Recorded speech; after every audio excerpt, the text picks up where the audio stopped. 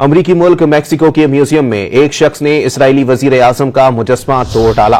Video में देखा जा सकता है कि एक नकाबपोश ने पहले नेतन्याहू के मुजस्मे पर सुर्ख रंग फेंका और हथौड़ी मारकर चेहरा बिगाड़ दिया और फिर उसे धक्का देकर जमीन पर गिरा दिया।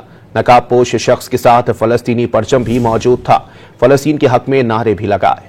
अमरीकी मुल्क मैक्सिको के म्यूजियम में एक शख्स ने इस्राएली वजीर आजम का मुजस्मा तोड़ डाला।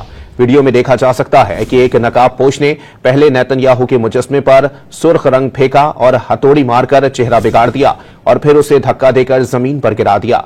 नकाबपोश शख्स के साथ फलस्तीनी परचम भी मौजूद था। फलस्तीन के हक में नारे भी लगाए।